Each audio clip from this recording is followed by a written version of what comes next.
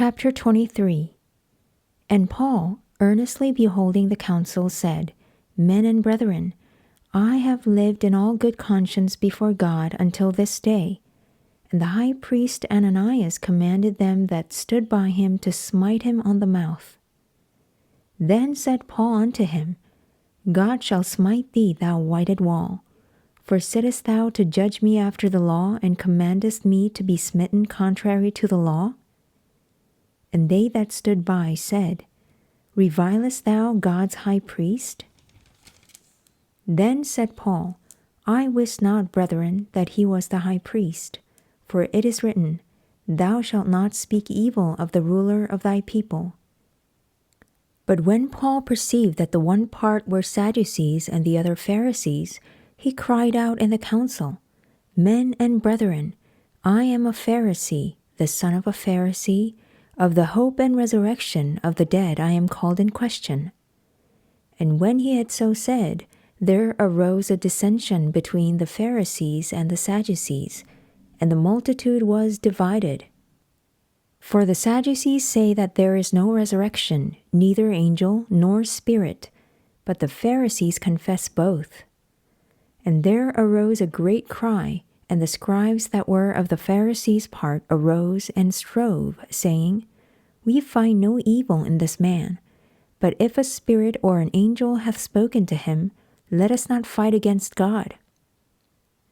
And when there arose a great dissension, the chief captain, fearing lest Paul should have been pulled in pieces of them, commanded the soldiers to go down, and to take him by force from among them, and to bring him into the castle. And the night following the Lord stood by him, and said, Be of good cheer, Paul, for as thou hast testified of me in Jerusalem, so must thou bear witness also at Rome. And when it was day, certain of the Jews banded together, and bound themselves under a curse, saying that they would neither eat nor drink till they had killed Paul. And they were more than 40 which had made this conspiracy. And they came to the chief priests and elders, and said, We have bound ourselves under a great curse, that we will eat nothing until we have slain Paul. Now therefore ye with the council signify to the chief captain that he bring him down unto you tomorrow, as though ye would inquire something more perfectly concerning him. And we, or ever he come near, are ready to kill him. And when Paul's sister's son heard of their lying in wait, he went and entered into the castle and told Paul. Then Paul called one of the centurions unto him, and said, Bring this young man unto the chief captain, for he hath a certain thing to tell him. So he took him, and brought him to the chief captain, and said, Paul the prisoner called me unto him, and prayed me to bring this young man unto thee, who hath something to say unto thee. Then the chief captain took him by the hand, and went with him aside privately, and asked him, What is that thou hast to tell me?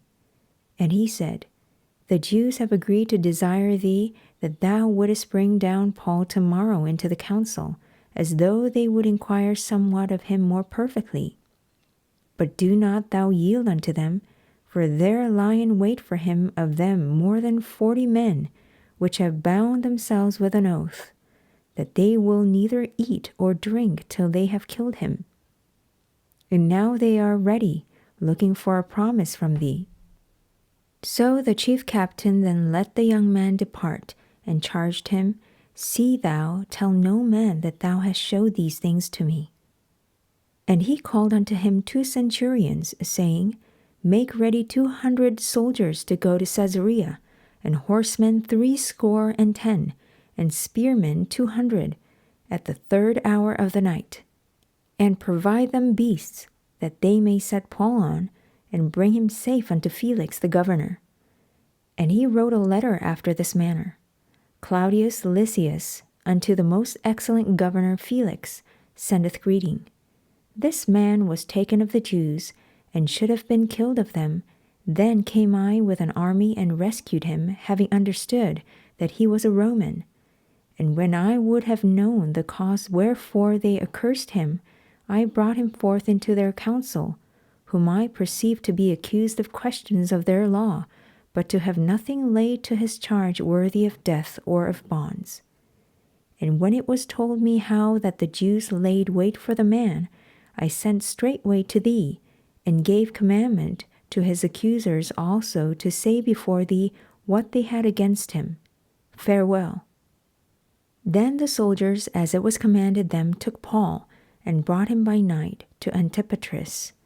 On the morrow they left the horsemen to go with him, and returned to the castle, who, when they came to Caesarea and delivered the epistle to the governor, presented Paul also before him.